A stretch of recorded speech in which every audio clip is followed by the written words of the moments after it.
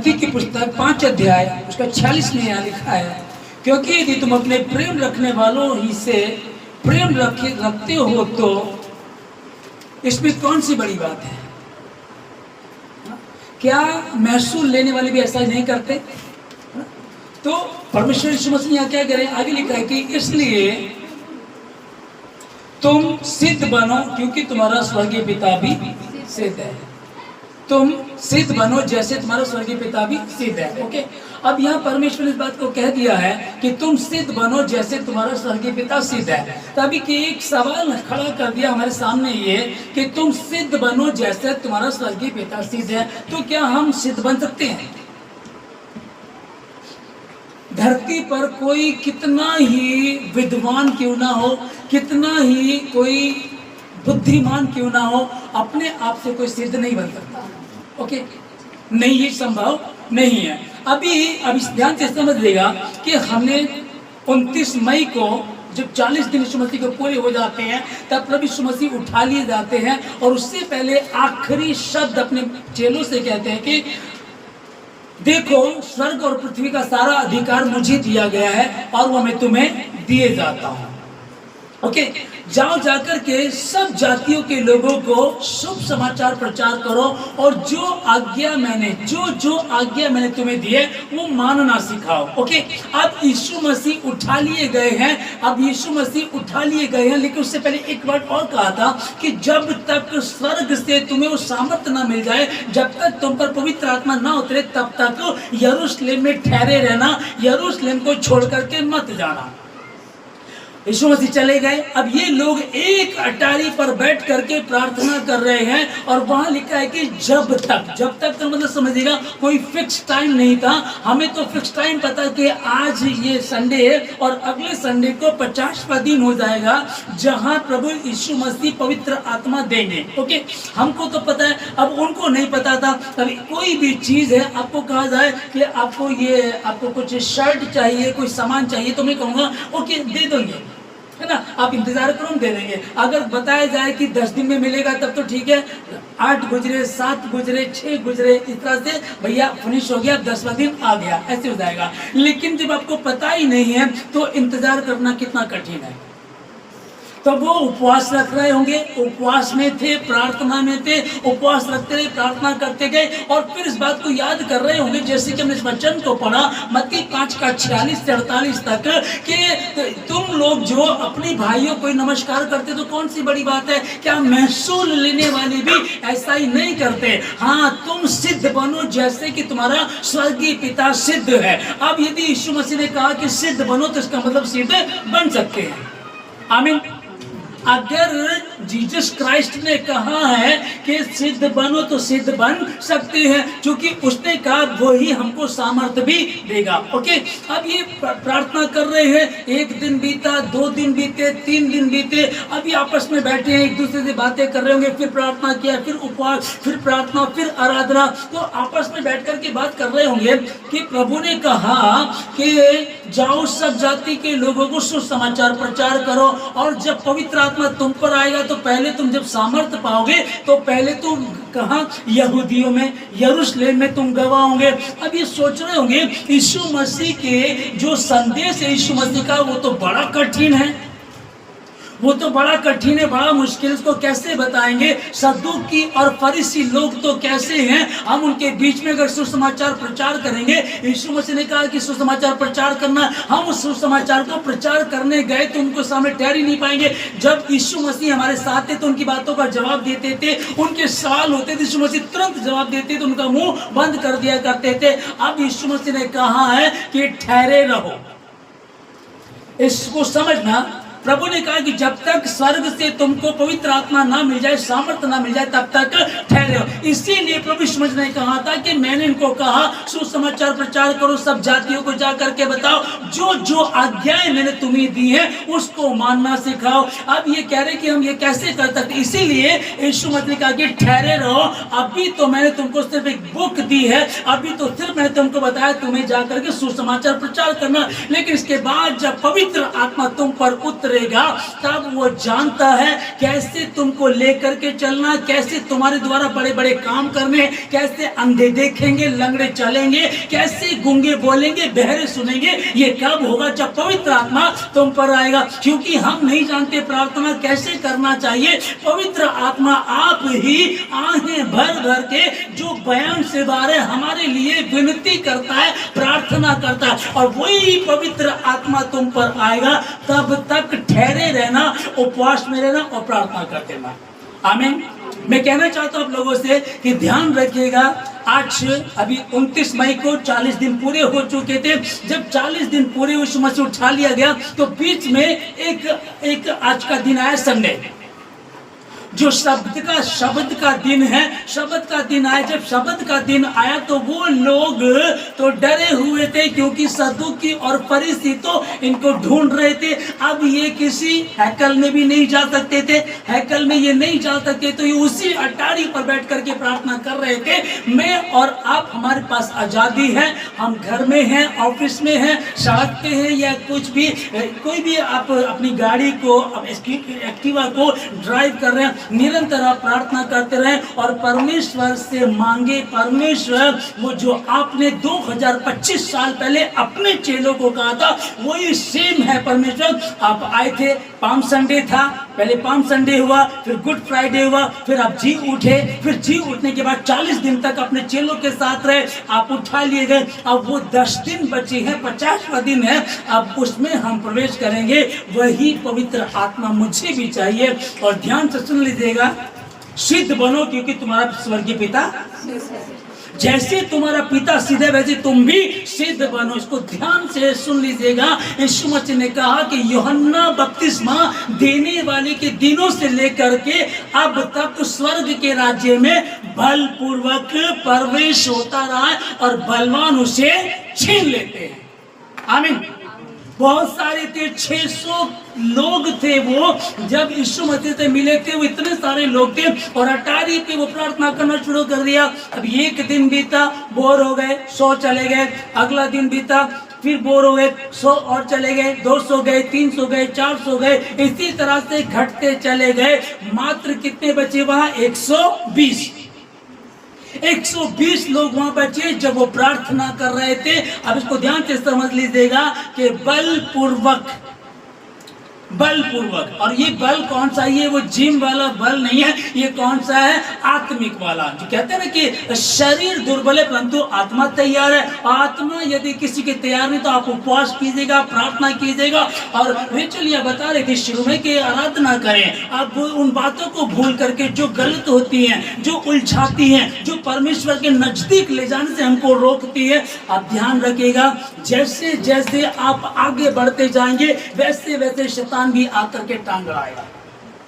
वो नहीं चाहता तुम पवित्र आत्मा को लेकर, वो यही चाहता है तुम वह विचार में रहो, झूठ में रहो, धोखा दो, गड़बड़ी करो, क्योंकि शैतान के काम यही है। और पवित्र आत्मा के काम कौन से हैं? पवित्रता। हालेलुया। जब पवित्र आत्मा तुम पर आएगा तो तुम सामर्थ्य पाओगे। ध्यान रखिए, जैसे तुम्हारा पिता सिद्ध है वैसे तुम भी सिद्ध बनो।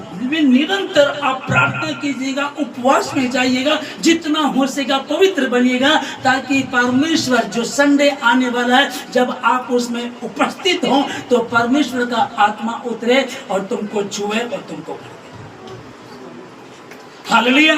जो अब तक नहीं हुआ अब से होना शुरू हो जाए। मत्ती 7 अध्याय 3 से 5 तक है। तो क्यों अपने भाई की आंख के तिनके को देखता है जबकि तेरी खुद की आंख में तो लट्ठा है। लट्ठा बोलते लकड़ी को, लकड़ी, ठीक है ना, मोटा, मतलब कि दूसरे के तो तिनका है और तेरी आंख में खुद लट्ठा है। और बाइबल में लिखा है कि अंधा अंधे को मार्ग नहीं दिखा सकता। अगर कोई बच्चा बियर पी रहा है और आप उसे कहें बेटा बियर मत पिया कर, और वो जानता हो कि आप दारू पीते हैं, तो आपकी बात मानेगा? या कोई ऐसे सिगरेट पी रहा है वो और किसी को कहे बेटा सिगरेट मत पीना, ये ना हानिकारक होती है, तो वो कैसे देखेगा आपको? जब तक पवित्र आत्मा तुम पर ना आ जाए तब तक तुम लोग ठहरे रहना। अब ठहरे रहे ये, और ये बातें कर रहे आपस में कि यीशु मसीह ने कौन कौन सी बातें कही थी। जो जो आज्ञाएं मैंने तुम्हें दी हैं वो सब उनको मानना सिखाओ। जो भी इन्होंने पहले देखा कि यीशु मसीह ने कहा कि तुम सिद्ध बनो जैसे तुम्हारा पिता। बोला यार सिद्ध कैसे बन सकती है, तो संभव नहीं है। फिर दूसरी बात इन्होंने मत्ती 5:7 में जो निकाली कि वहां लिखा है कि अपनी आंख के लट्ठे को पहले निकाल ले, तब तू दूसरे की आंख के तिनके को निकाल सकेगा। और वो 10 दिन उनको इसलिए दिए गए, तुम प्रार्थना करो कि सबसे पहले तुम्हारी आंख का लट्ठा खत्म हो, ताकि जब तुम किसी का तिनका निकालने जाओ तो वो तुरंत निकले यीशु मसीह के नाम में। जब तुम कहो किसी को दारू पीना बंद कर दे, पहले खुद की दारू पीना बंद कर दो। पहले खुद को सुधार लो, तब तुम दूसरे को सुधार पाओगे। पहले खुद तुमको पढ़ना आता हो। मुझे 2 का टेबल नहीं आता और मैं आपको सिखा सकूंगा,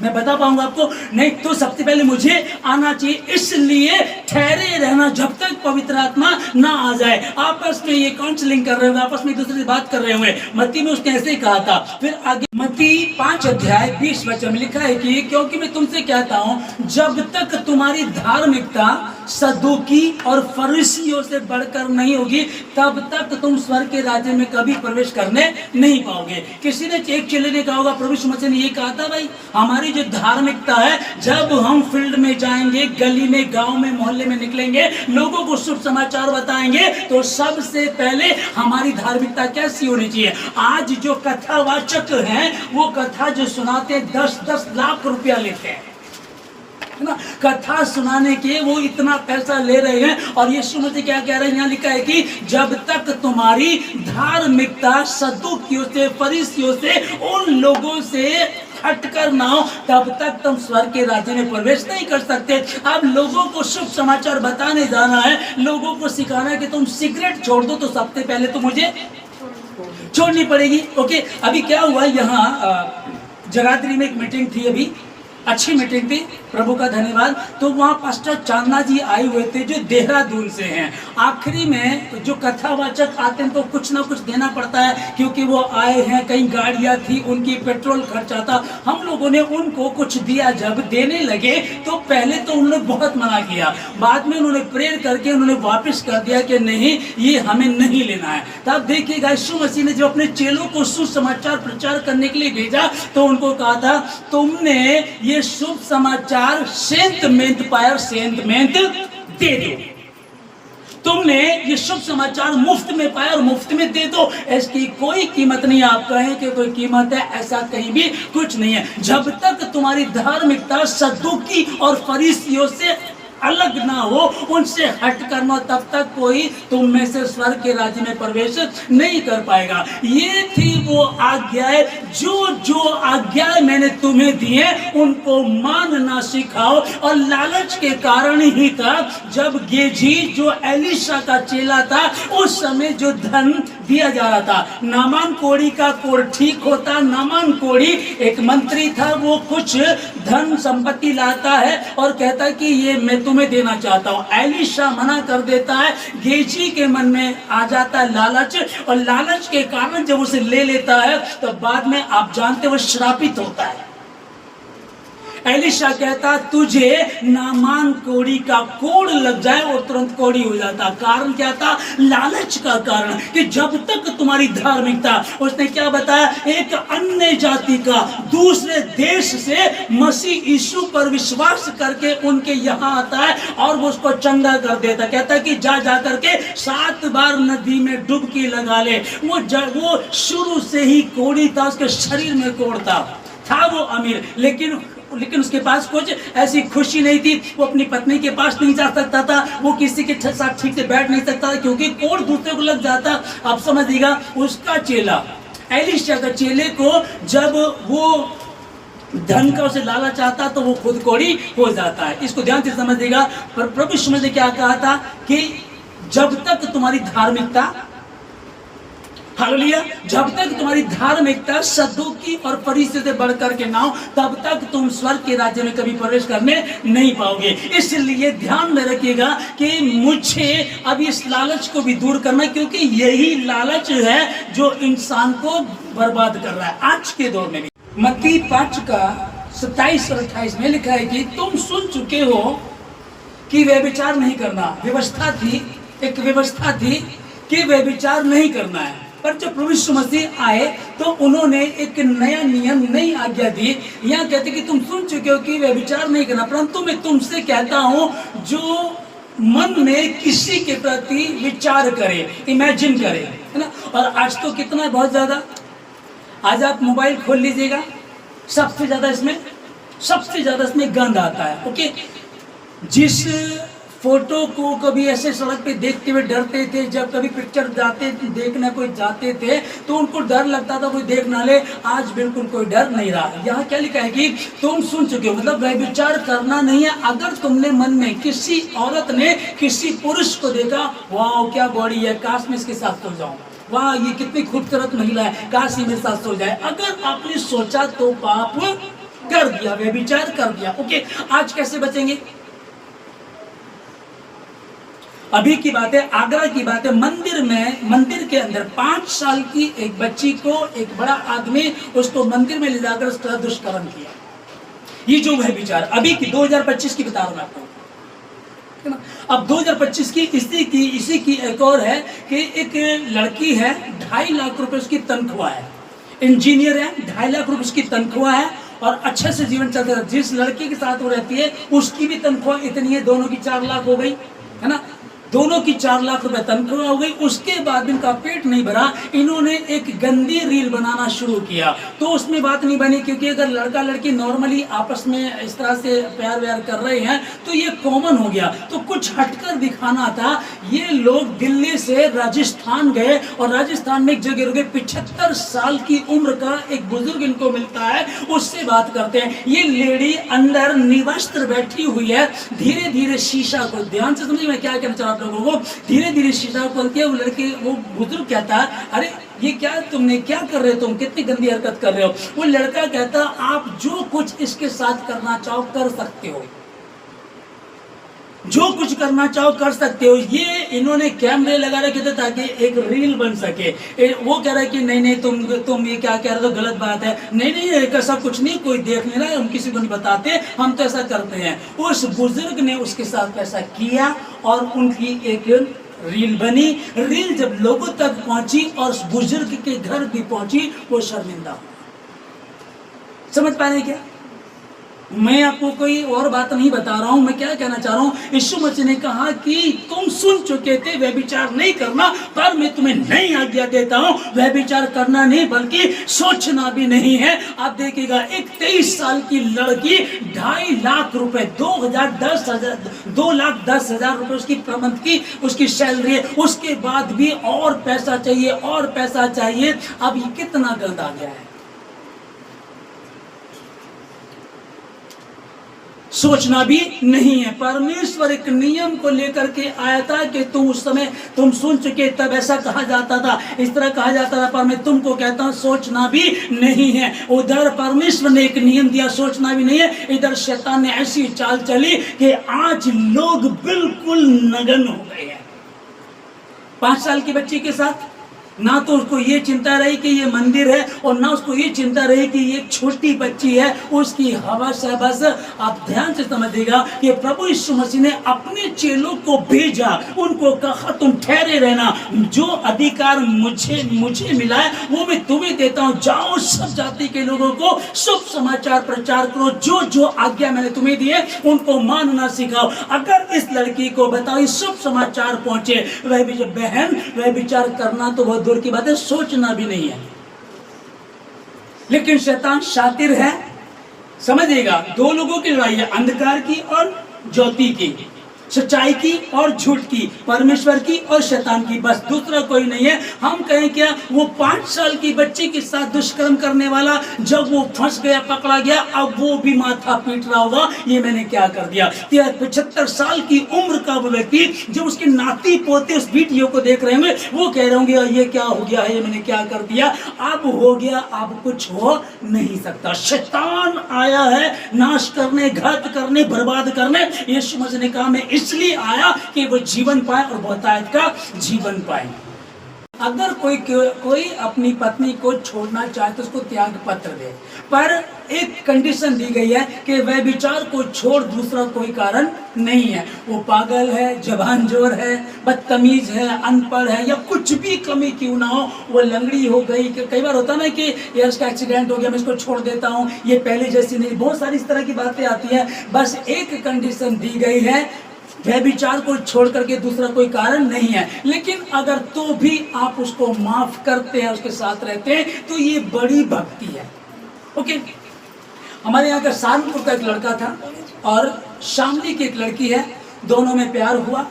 दोनों परिवार वालों ने नहीं माना कि शादी करेंगे, दोनों ने भाग करके शादी कर ली। फिर लड़के ने सोचा कि भाई अभी क्या है, हमारे बच्चा 2020 की बात है, हमारे बच्चा हो गया, अब ऐसा करते हैं कि मैं कुछ और काम करूंगा ताकि और पैसा कमा सकूं। लड़का काम में बिजी हो गया, लड़की फेसबुक पे बिजी हो गई।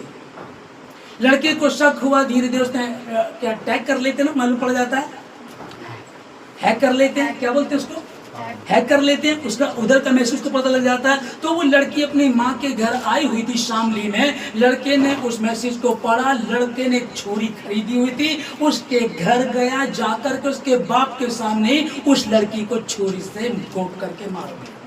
अभी की 2025 की। यदि कोई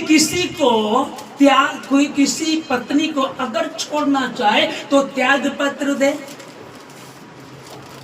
चेले बैठे हैं अटारी पर, यीशु मसीह ने कहा जब तक तुमको ऊपर से सामर्थ्य नहीं मिल जाता तब तक ठहरे रहना। वो ठहरे वापस में बात कर रहे हैं। एक प्रभु यीशु मसीह ने ये भी कहा था, भाई अरे यहूदी लोग तो 4-4, 5-5 शादियां कर लेते हैं, वहां जाकर के शुभ समाचार कैसे बताएंगे? जिसके भीतर वह विचार है गंद भरा पड़ा हुआ, उसे जाकर के कहेंगे अरे भाई आपने दूसरी शादी की ना, ये मत करना। अरे यूहन्ना ने यही तो कह दिया था। यूहन्ना ने उस राजा को, हेरोदियास की पत्नी को यही बात कर दी थी। हेरोदियास की पत्नी उसके भाई की पत्नी थी, लेकिन वो अपने भाई की पत्नी को रख लेता और यूहन्ना खुल करके कहता तेरे लिए तेरे भाई की पत्नी रखना गलत है, और उसके गले को कटवा दिया था। अगर हम ये शुभ समाचार प्रचार करेंगे, यीशु मसीह ने कहा जो जो आज्ञाएं मैंने तुम्हें दी है, जाओ जा करके उनको मानना सिखाओ। प्रभु कैसे करेंगे? मुझे पता कैसे करेंगे। इसीलिए यीशु मसीह ने 40 दिन पूरे हुए, 29 मई 2025 को 40 दिन पूरे हुए, वो उठा लिया गया और कहा कि जब तक ऊपर से स्वर्ग से सामर्थ्य न मिल जाए तब तक यही ठहरे रहना, करो उपवास, करो प्रार्थना। और यीशु मसीह पिता के दाहिने ओर जा करके बैठ गए और ध्यान से उनको देख रहे हैं, आपस में वो बातें कर रहे हैं। एक ये वाला वचन भी बताया था, भाई अब हम किसी को जाकर के शुभ समाचार प्रचार करेंगे, यहूदियों को बताएंगे चोर वहां, झूठ वहां, गद्दार वहां, धोखेबाज वहां, गड़बड़ वहां, चोरी वहां, गंदे काम करने वाले लोग वहां, यहोवा का भय मानने वाले नहीं, मूर्ति पूजक वहां, सारे गंद काम तो वहां भरे पड़े, और शुभ समाचार सबसे पहले वहीं सुनाना है। हम उनके बीच में जाएंगे तो कैसे कर पाएंगे? इसलिए ठहरे रहना, जब पवित्र आत्मा तुम पर आएगा वो तुम्हें बताएगा क्या करना है, और जब वो तुम्हारे साथ होगा तुम्हें किसी बात की भी घटी नहीं होगी। यिर्मयाह से कहा परमेश्वर ने, यिर्मयाह उठ खड़ा, तू मेरे लिए काम करेगा। यिर्मयाह कहने लगा मैं तो अभी बालक ही हूँ, छोटा बच्चा मैं कैसे कर पाऊंगा? तब परमेश्वर ने कहा कि मत कह तू छोटा बालक है, उठ, जो मैं तुझे कहूँ वो तुझ कहेगा, जो मैं तुझे कहूंगा वही तुझे कहना। वो उठ कर तुझसे लड़ेंगे तुझे, परंतु तुझ पर विजयी ना होंगे, क्योंकि बचाने के लिए मैं तेरे साथ हूँ। आमीन, हालेलुया। जब परमेश्वर भेजता है तो कोई दिक्कत नहीं आती। दिक्कत कब आती है? जब आप परमेश्वर को साथ लेकर के नहीं चलेंगे। वही हमारा गाइड है, वही हमें आगे आगे लेकर के चलने वाला, और वही सच्चा चरवाहा है। आमीन। मत्ती 5 का 43 और 44 में पढ़ रहे हैं, यहाँ लिखा है कि तुम सुन चुके हो अपने बैरियों से बैर करना है और अपने प्रेम रखने वालों से प्रेम करना है। ये नियम था पहला, ओके। और आज भी यही है। आज भी मतलब मसीह अगर इस वचन को पढ़ ले, जान ले तो बात अलग है, वरना आज भी यही नियम है कि हम बैरियों से बैर रखते हैं और प्रेम करने वालों से प्रेम करते हैं। परंतु ये एक और आज्ञा दी थी। अब चेले आपस में बैठे हैं, यीशु मसीह चले गए और कहा कि ठहरे रहना जब तक स्वर्ग से तुमको सामर्थ्य ना मिल जाए। चेले बैठे आपस में बातें कर रहे हैं। किसी को ये वाली बात याद आ गई, अरे भैया एक बार मैं प्रभु यीशु मसीह के साथ था तो प्रभु यीशु मसीह ये वाली बात बोल रहे थे, अपने पड़ोसी से प्रेम करना, अपने समान प्रेम करना है। ये वाली आगे तो बड़ी कठिन है, कहाँ यहूदी लोग इस बात को मानेंगे। यीशु मसीह को स्वीकार नहीं किया उन्होंने, वो बार बार मारने के लिए ढूंढते थे, यीशु मसीह को क्रूस पर चढ़ा दिया उन्होंने। अब यीशु मसीह कह रहा है कि जाओ, जा करके सब जातियों के लोगों को ये शुभ समाचार प्रचार करो। शुभ समाचार क्या है? जो जो आज्ञाएं मैंने तुम्हें दी है उसको मानना सिखाओ। अब मानना क्या सिखाए, कौन मानेगा इस बात को? हम तो देख रहे हैं कि भाई कल क्या हुआ था, अरे गुप्ता जी जा रहे थे दूध लेने के लिए, वो वर्मा जी थे, उन्होंने उनका सर फोड़ दिया। अगले दिन गए, अरे क्या हुआ शर्मा जी, क्या हुआ? कल गुप्ता जी ने मुझे मारा था, आज मेरे दोनों बेटों ने आकर के उनको मार दिया। ये बदले की भावना है, ये थी, है और रहेगी। इसलिए यीशु मसीह ने कहा था ठहरे रहना, क्योंकि तुम्हारे वश की बात नहीं है। सिद्ध बनो, क्योंकि तुम्हारा पिता भी सिद्ध है। अभी एक बार क्या हुआ, एक व्यक्ति प्रार्थना करता है, ईश्वर ने उसकी प्रार्थना को सुन लिया, कहा कि मांग, तुझे क्या मांगना है? तो वो कहता है कि ठीक है प्रभु। फिर प्रभु ने कहा, ध्यान से सुन, मेरी एक शर्त है कि जो मैं तुझे दूंगा उसका डबल तेरे पड़ोसी को दूंगा। अगर 1 करोड़ रुपए मांगेगा तो 2 करोड़ तेरे पड़ोसी को दूंगा, 1 कार मांगेगा 2 कार तेरे पड़ोसी को दूंगा। ये बड़ा परेशान हो गया, मेहनत मैंने की, तपस्या मैंने की, आपको मैंने बुलाया और मेरा पड़ोसी फ्री में ले जाएगा। इसने कहा ठीक है प्रभु, मैं कल बताऊंगा। कल आती है, सोच विचार करके ये प्रभु के पास आकर के बोलता है, प्रभु मेरी एक आंख फोड़ दो ताकि पड़ोसी की समझ में आ रहा है? सोच देखिएगा, मतलब मेरी एक जाएगी, एक से तो मैं देख ही सकता हूं, एक से तो मैं देख ही लूंगा, पर मेरा पड़ोसी तो दोनों आंखों से अंधा हो जाएगा। आप 1 करोड़ मांग लें, उसके पास तो दे 2 करोड़ बेमतलब में चला जाएगा। तो हमें इस बात का दुख नहीं है कि मेरे घर में फ्रिज नहीं है, मेरे घर में ठंडा पानी करने का मटका भी नहीं है। मुझे दुख इस बात का मेरे पड़ोसी के यहाँ फ्रिज आ गया है।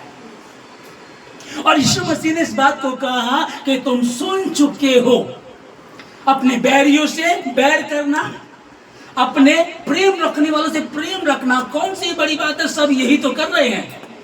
पर मैं तुमको कहता हूं, अपने सताने वालों के लिए प्रार्थना करो, अपने बैरियों को माफ करो। ये वो नई आज्ञा है, जो जो आज्ञा मैंने तुम्हें दी है, वो जाओ पृथ्वी के समस्त जातियों को शुभ समाचार प्रचार करो। ये करना, ये डिफरेंट है।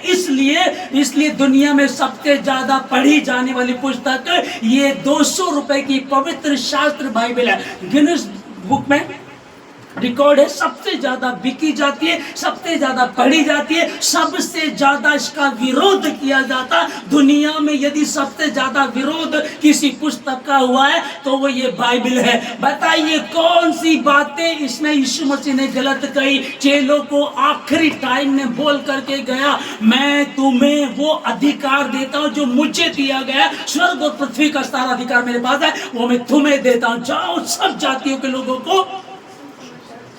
क्या ये का धर्म परिवर्तन कर दो? लिखा है कि मैं द्वार पर खड़ा हुआ खटखटाता हूं, अगर द्वार खोलोगे तो भीतर आऊंगा, जबरन नहीं आएगा। आपको शुभ समाचार बता दिया। क्या कहा चेलों को? जबरदस्ती जा करके उनको धर्म परिवर्तन कर दो, जबरदस्ती जा करके उनको जीवन को बदलना नहीं।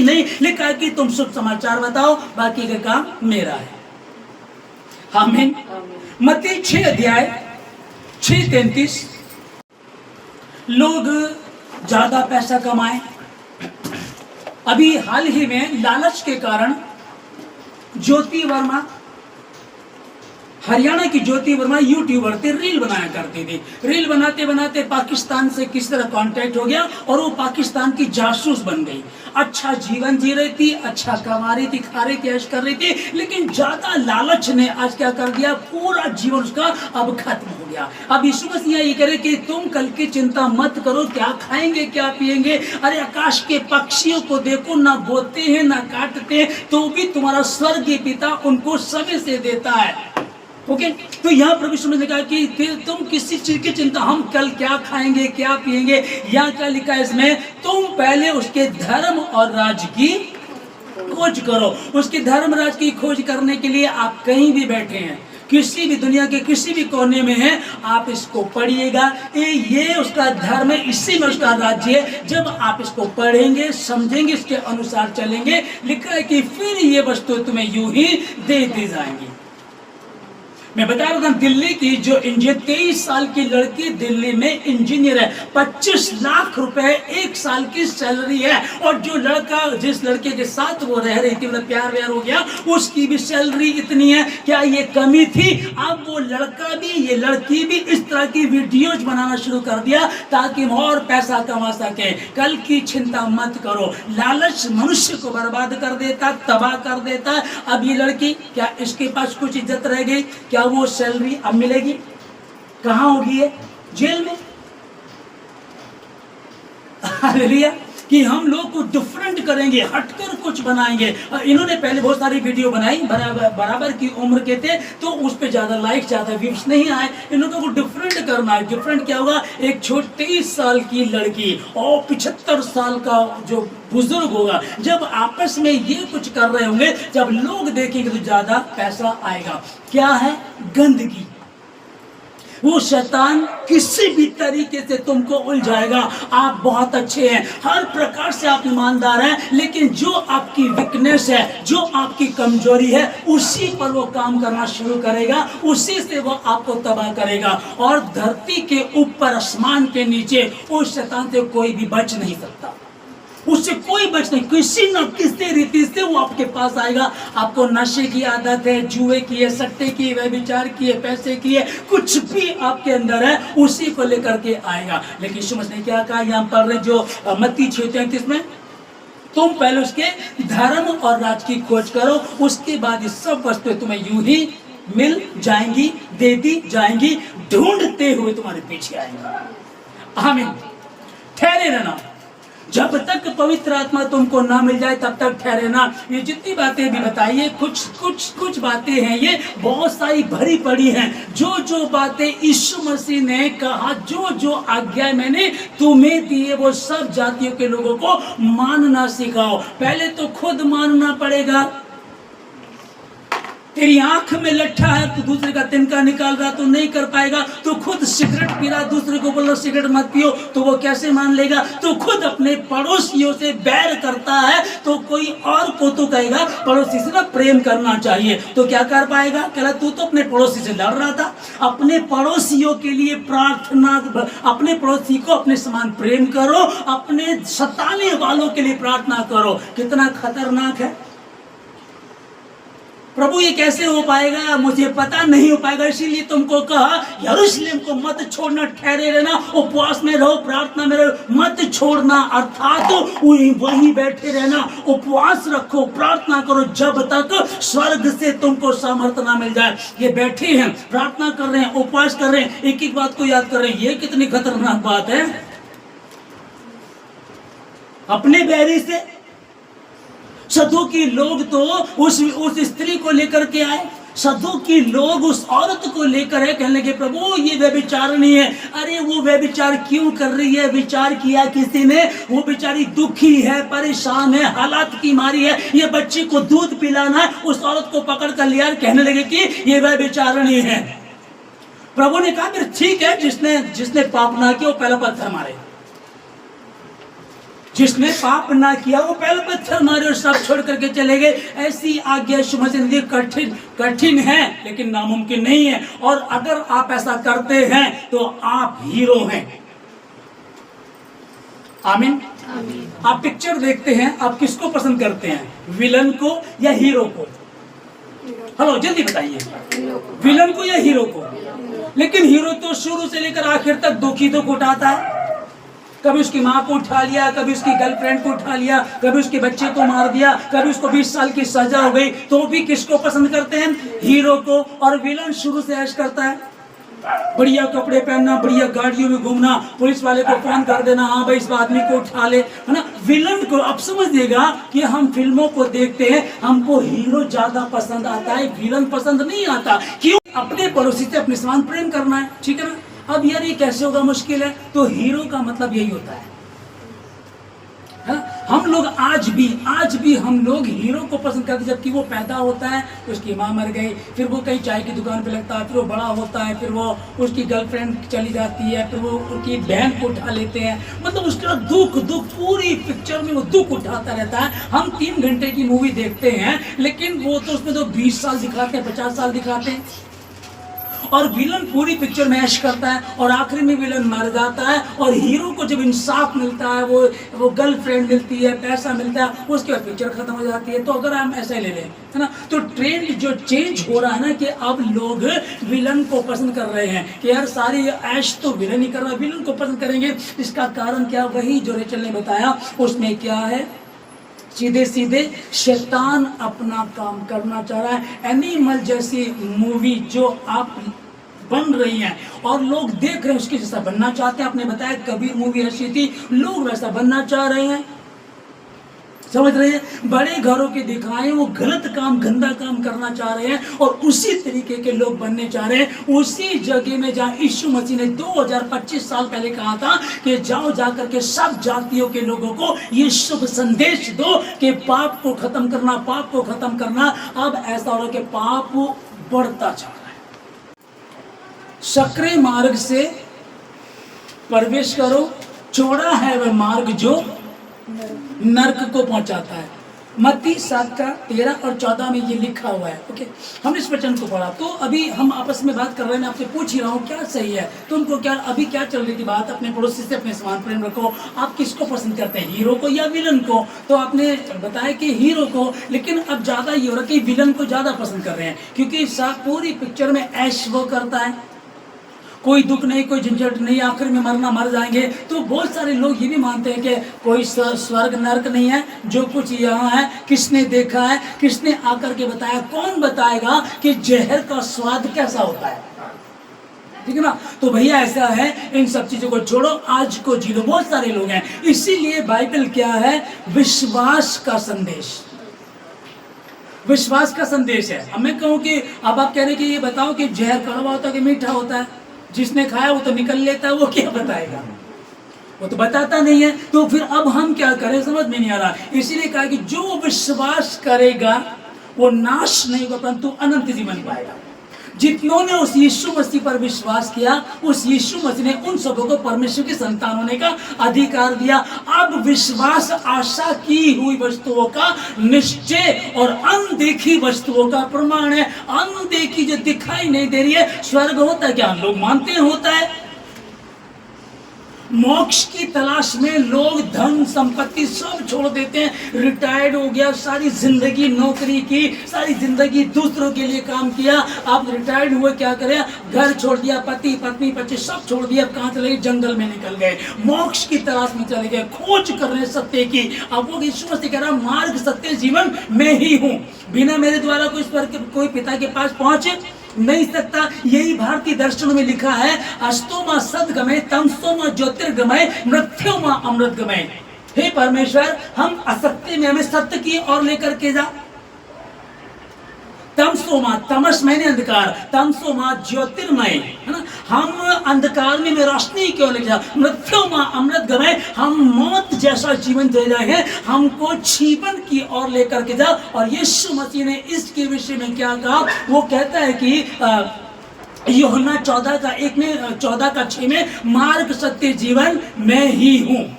उसने ये नहीं कहा कि मैं भी हूं। कोई कहने कि मार्ग सत्य जीवन वो भी है, वो भी नहीं, मार्ग सत्य जीवन मैं ही हूँ, और बिना मेरे द्वारा कोई भी स्वर्ग अर्थात पिता के पास पहुंच नहीं सकता। इसलिए मोक्ष की तलाश में ढूंढ रहे हैं, खोज रहे हैं। वो भारतीय दर्शन में लिखा, वृद्ध आर्णी का 28 में ये है, ठीक है, वृद्ध आर्णी का 28 में ये। अब भारत देश की भूमि में ये प्रार्थना की जा रही है कि हम झूठ में सच की ओर लेकर जा, हम अंधकार में रोशनी की ओर लेकर जा, हम मृत्यु भरा जीवन जी रहे, हमको जीवन की ओर लेकर के जा। और यीशु मसीह ने स्पष्ट कहा, मार्ग सत्य जीवन मैं हूँ। जाओ जाकर के सब जाति के लोगों को जो जो आज्ञाएं मैंने तुम्हें दी है वो उनको मानना सिखाओ, और मैं युग के अंत तक सदा तुम्हारे साथ हूँ। कैसे सिखाएं। आज के लोग तो हीरो को पसंद नहीं कर रहे, विलन को पसंद कर रहे हैं। कोई स्वर्ग नहीं चाहता, नर्क देख लेंगे, जो होगा क्या होगा। आज पैसा होना चाहिए, सबसे बड़ी ताकत पैसा है कि किसी को लूट लो, किसी को मार दो, कुछ करो, बस पैसा होना चाहिए। अभी देखिए 2025 की मैंने जो इंजीनियर, 23 साल की लड़की इंजीनियर, 2 लाख रुपए महीने कमाने वाली, उसको और पैसा चाहिए। अपने ही शरीर को वो क्या कर रही है, रील बना रही, जबकि अपने आप को चेहरा कुछ कर लेते ना, ब्लर कर लेते हैं, वो कर दिया करती थी, लेकिन फंस गए। कौन सा कैमरा था, कहां से बना, फंस गए, पकड़े गए। और ये मैं आपको क्या कह रहा हूं, ये सिर्फ मैं आपको 1-2 बातें बताई हैं। आप रोज की न्यूज उठाई, सैकड़ों न्यूज है, सैकड़ों न्यूज ऐसी है, क्योंकि शैतान का राज्य है, फिर वही है, शैतान का राज्य है। पर उसी बीच में तुम जाओ, जा करके बताओ, जो विश्वास करेगा वो नाश नहीं होगा। सकरे मार्ग से प्रवेश करो, चौड़ा है वो मार्ग जो नर्क को लेकर के जाता है, चौड़े में चल देते हैं हम लोग, शुरू कर देते चलना, आगे जाकर के बंद हो जाता है। छोटे से शुरुआत करते हैं, आगे जाकर के खुल जाएगा। अगर आप मसीह पर विश्वास करते तभी यहाँ बैठे हैं। जितने ऑनलाइन सुन रहे, मैं कहना चाहता हूँ, आप विश्वास करते हैं तो ध्यान में रखिएगा परमेश्वर ने क्या कहा। मत्ती 7:21 में लिखा है, जो मुझे हे प्रभु कहते हैं, उनमें से हर एक स्वर्ग के राज्य में प्रवेश नहीं करेगा। हे प्रभु कहने से बात नहीं चलेगी। मेरी माँ, मेरी बहन, मेरे भाई वो हैं जो मेरे पिता की बातों को सुनते और उस पर चलते हैं। यीशु मसीह मारा गया, गाड़ा गया, 30 दिन मुर्दों में से जी उठा, 40 दिन तक वो अपने चेलों को दिखाई देता रहा, उनसे बातें करता रहा, और 40वें दिन वो उठा लिया गया। उठाए जाने से पहले उसने कहा, यरूशलेम को मत छोड़ना, ठहरे रहना, जब तक ऊपर से तुमको सामर्थ्य ना मिल जाए। वो लोग ठहरे हुए।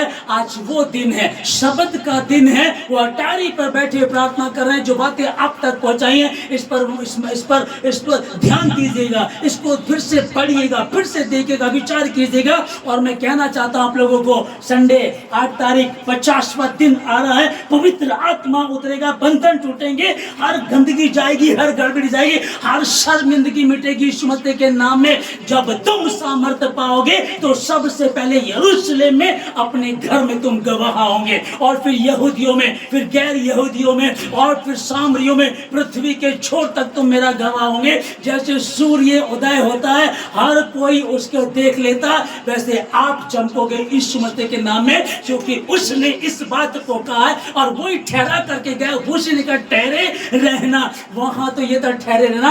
मुझे तो पता है कि अगले हफ्ते उतरने वाला है यीशु मसीह के नाम में। परमेश्वर प्रभु को बहुत आशीष दे। निरंतर प्रभु में बने रहिएगा, प्रार्थना करते रहिएगा, तुम सत्य को जानोगे, सत्य तुम्हें स्वतंत्र करेगा। वही स्वतंत्रता तुम्हारे पास है, वो सत्यता उसने तुमको दे दी है। मैंने कहा ना, कथावाचक क्या कर रहे हैं, 10 लाख रुपए मांग रहे, उसमें भी कथा में उल्टी बातें करते, जिनके बात ही नहीं है। अब वो जय किशोरी है, उसमें एक बता रही, कहने लगी कि जो मोर है और मोरनी है, उनकी फिजिकल रिलेशन नहीं होते हैं। मोर रोता है, उसके आंसू को मोरनी पीती है, इस तरह से बच्चा होता है।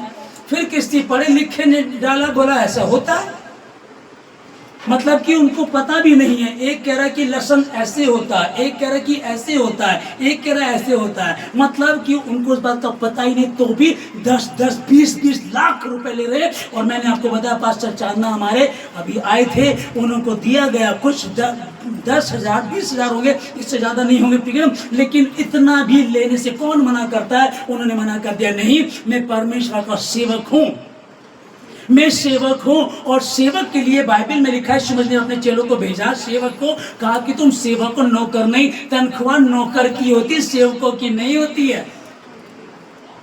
हाँ, सेवक से प्रसन्न हो जाए मालिक, और अपना वो राजा है ना, वो माला उतार कर दे तेरे नाम, 1 किला तेरे नाम कर दिया, वो एक अलग बात है। पर सेवक की सैलरी नहीं होती है। इसलिए उन्होंने कहा कि नहीं, बाइबल में लिखा है तुमने मुफ्त में पाया, मुफ्त में दे दो, इसका प्रतिफल तुम्हारा परमेश्वर तुम्हें देगा, तुम्हारे हाथों की कमाई में बरकत देगा। हालेलुया। जो मुझे हे प्रभु कहते हैं, उनमें से हर एक स्वर्ग के राज्य में प्रवेश नहीं करेगा। मैं प्रार्थना करूंगा आप लोगों के लिए।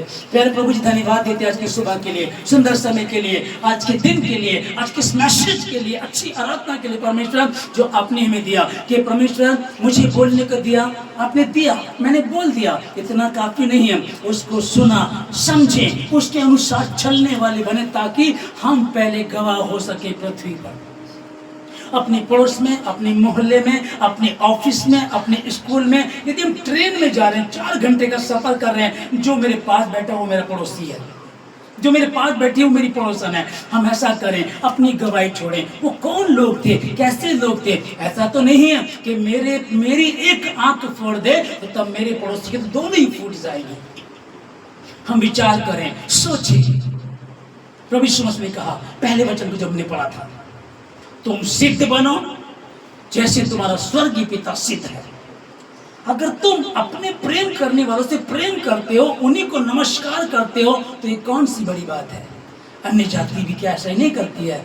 तुम्हारी धार्मिकता सदूकी और फरीसियों से बढ़कर होनी चाहिए, तभी तुम उसकी संतान कहलाओगे। प्रभु जी, मैं एक एक भाई बहन के लिए प्रार्थना करता हूँ जिन्होंने इस वचन को आज लिया है और पूरे सप्ताह स्टडी करेंगे, प्रार्थना करेंगे, उपवास में जाएंगे, और रविवार की सुबह जब यहाँ होंगे, मैं कह रहा हूँ वो तो होगा ही, उससे पहले सामर्थ्य से भरे ये पवित्र आत्मा को पाले यीशु मसीह के नाम है। खुदावंद, मैं आपका धन्यवाद देता हूँ सबों को। यदि कोई समझ नहीं पा रहा है, यदि समझते हुए भी नहीं समझ पा रहा है, तो प्रभु जी उसके ढीठपन को तोड़िए, वो रोए, पश्चाताप करे, तौबा करे। इस सप्ताह में पश्चाताप करे, तौबा करे। क्योंकि पतरस कह रहा होगा, अरे मैं क्या सिद्ध बनूंगा, मैं क्या सुसमाचार प्रचार करूंगा, मैंने तो पहले यीशु मसीह का इनकार कर दिया था। थोमा कह रहा होगा, मैंने तो खुद कहा था कि मैं पहले चेक करूंगा। वो जानता है तो में कमी है, इसीलिए पवित्र आत्मा दिया गया है, इसीलिए पवित्र आत्मा दिया गया है। अब संदेह ना करो, अब यीशु मसीह का इनकार ना कर सको। मैं आशीष देता हूँ यीशु मसीह के नाम में आप लोगों को। हर बंधन टूटे यीशु मसीह के नाम से, तमाम गड़बड़ी जाए। परमेश्वर की योजना जैसे स्वर्ग में उसकी इच्छा पूरी होती है, इस धरती पर आप सबों के जीवन से जाए। धन्यवाद। सब बातों के लिए प्रार्थना मसीह के नाम से, आमीन।